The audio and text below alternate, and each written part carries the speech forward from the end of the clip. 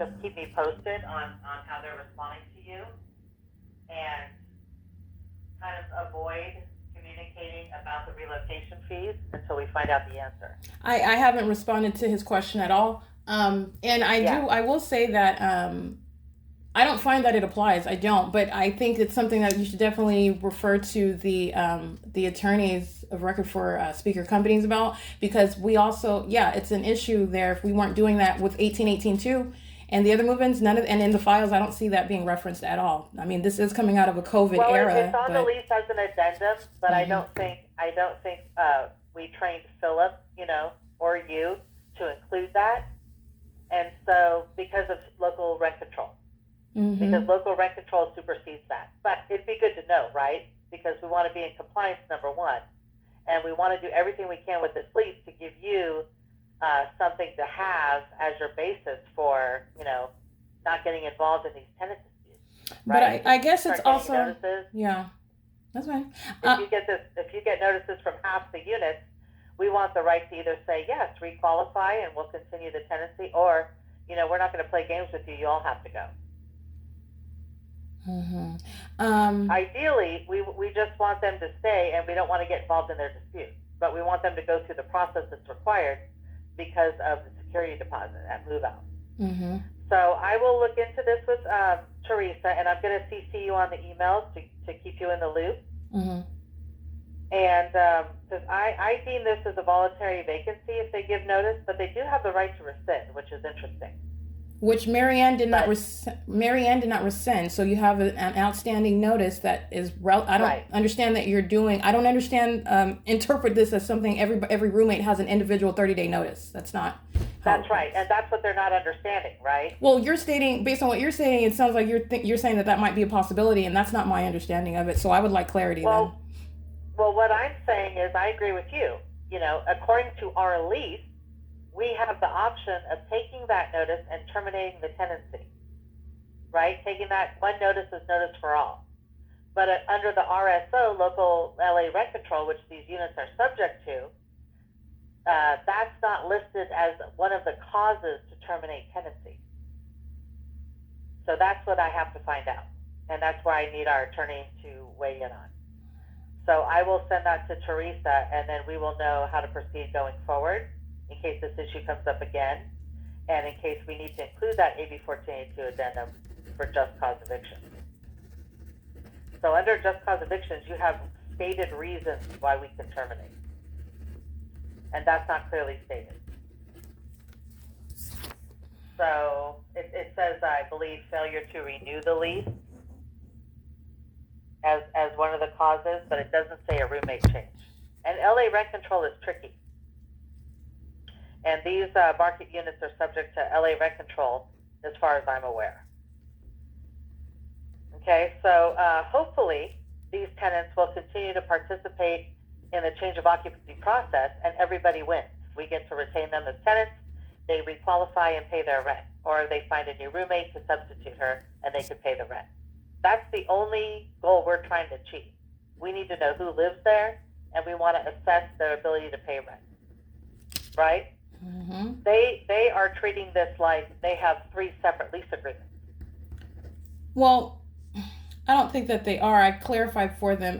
That's what I told Luke this morning, that they have the option. He came by in person? Who came by in person this morning? Luke came by, and I let them know that, like I told him before, I just reiterated, like I originally told you in email, and I gave him a hard copy of the change of occupancy form. We would love for you to stay. So please, by all means, go through the process. Everyone needs to sign the form, though. But yes, you're welcome to go through the process to reapply and establish that you meet the income threshold. So that's the basic understanding. If there's something that's changing or that's nuanced by the LA rent control, then I would be surprised to learn that. I would like to learn about that.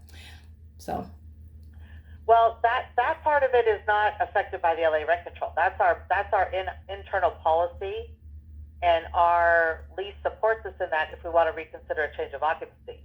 Where the LA rent control and just cause eviction comes in is if they don't comply, right? And we want them out.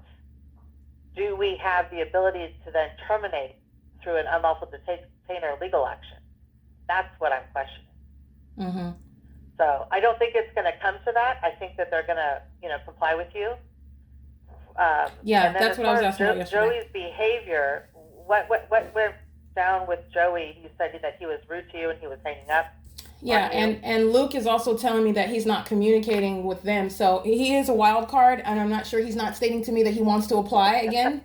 So that's what I was asking about yesterday, and that's what prompted you to say, well, send all the emails, because they had asked me a question. So I'm reiterating to them, I would love for you to stay. Here's the paperwork. Please get it back to me. But at the same time, my question remains, if they just try to stay in the apartment, there's a 30-day notice that's outstanding for the whole unit. I don't understand that to be. I don't interpret that to be. My understanding is not that every roommate gets the option to just stay under an existing lease. And also that doesn't make sense, because if somebody moves out, and they remain on the lease, it's not a roommate situation. You have to be legally removed off through the addendum process. That's what the change of occupancy form serves. That's the whole point of that. So that's what I'm saying. Right. But we need Teresa's guidance, though, to take that next step if that happens, right? And you want clarity as to whether you can actually do that or not. Yeah, I get it. Correct. And I also want to make sure that if we have to, under ALA rent control, provide that statewide addendum, because I think that's a good issue that he raised. Mm-hmm. If we're not complying with that, that could come back to bite us, right? So I'll look into that today. You let me know how it goes. Could you imagine if we sent that rent increase out? And that's the thing. I was gonna tell you about that. He specifically asked me, isn't that uncanny? He specifically asked me, is the rent going to increase? I didn't answer that question though. Yeah, you can just say at any time once your lease expires, you're subject to a rent increase. That's all you can say that at any time. We don't increase rents obviously when the lease is underway, but at any time once the lease expires, a landlord has the right to review the file for rent increase.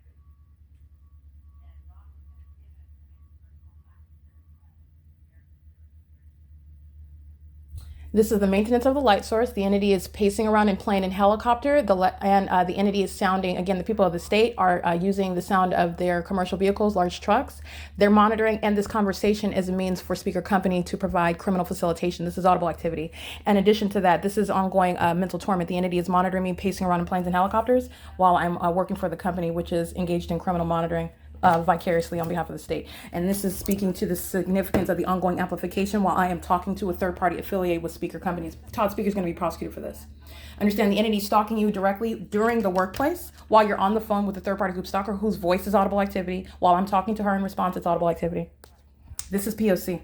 The light source is outside of my window. It is not over the Upland Public Library at the same time, 10:48 a.m. It's currently 10:53 a.m. This is going to the prosecution of Kimberly. And let me be clear, she knows that she's being documented. Yes, I'm here. I'm listening. Okay. So I'm gonna follow up with an email. If you have any questions, give me a call back.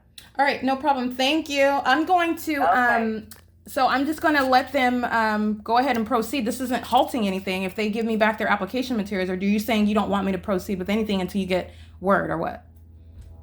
No. If they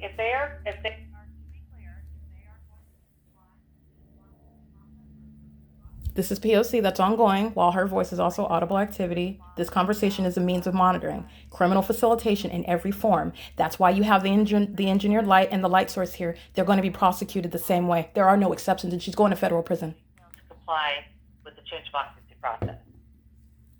Okay. So I just don't want to elaborate on that yet until we have our facts straight. What's covered under RSO and what is considered just cause.